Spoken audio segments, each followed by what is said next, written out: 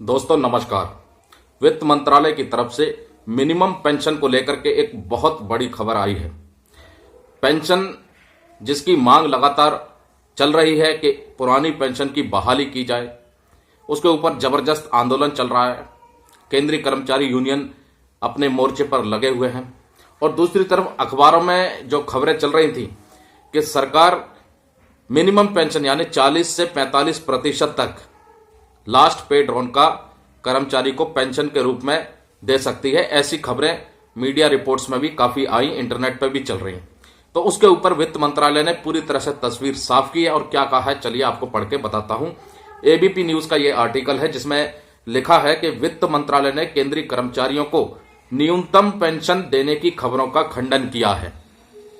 वित्त मंत्रालय ने ट्वीट कर कहा कि कई अखबारों में यह खबरें छपी हैं कि सरकार एनपीएस के तहत अपने कर्मचारियों को न्यूनतम पेंशन देने का प्रस्ताव लेकर सामने आ सकती है। वित्त मंत्रालय ने कहा कि यह खबर पूरी तरह से गलत है। तो दोस्तों न्यूनतम पेंशन जो 40 से 45% तक देने की जो खबरें आ रही थी उसके ऊपर वित्त मंत्रालय ने पूरी तरह से तस्वीर साफ कर दी है। उधर ही दोस्तों उत्तर प्रदेश से एक बड़ी खबर निकल के आई है।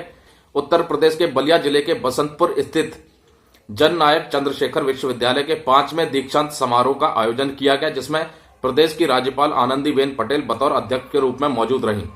इस दौरान एक मृत कर्मचारी की ड्यूटी लगा दी गई। यह घनघोर लापरवाही जब सामने आई तो जिले के मुख्य चिकित्सा अधिकारी कार्यालय ने क्लर्क को निलंबित कर दिया। स्वास्थ्य विभाग के एक अधिकारी ने इस बात की जानकारी दी है।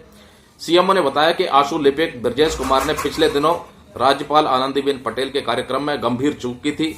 कुमार ने राज्यपाल पटेल के कार्यक्रम में कथित तौर पर एक मृत कर्मचारी की ड्यूटी लगा दी थी। इसके साथ ही खाने की जांच के लिए किसी कर्मचारी की ड्यूटी नहीं लगाई थी। द्विवेदी ने बताया कि ब्रजेश कुमार के खिलाफ अनुशासनिक कार्रवाई शुरू कर दी गई है।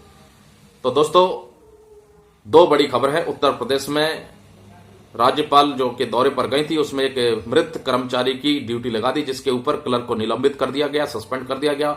और दूसरा जो खबरें चल रही थी कि मिनिमम पेंशन 40 से 45% तक हो सकती है, वित्त मंत्रालय ने इसको ट्वीट कर पूरी तरह से इस खबर को खंडन किया है। और वित्त मंत्रालय ने जो ट्वीट किया है वो भी मैं आपको पढ़ के बता देता हूं। एबीपी न्यूज का आर्टिकल है, उसमें ये छपा हुआ है। बिल्कुल मिनिस्ट्री ऑफ फाइनेंस की तरफ से ट्वीट है। This is in reference to a news report carried in various newspapers purporting to give details of certain specific percentage of pension being proposed by the government for the employees under national pension system. This news report is false. Clear है कि अखबारों में बहुत सी खबर आ रही है minimum pension के ऊपर एनपीएस सब्सक्राइबर्स को, तो ये रिपोर्ट पूरी तरह से गलत है। वित्त मंत्रालय ने खंडन किया है। तो ऐसी कोई भी खबर 40 से 45% की अगर आप इंटरनेट पर पढ़ रहे हैं, मीडिया रिपोर्ट्स में पढ़ रहे हैं, तो वो पूरी तरह से गलत है। तो दोस्तों खबरों में बस इतना ही।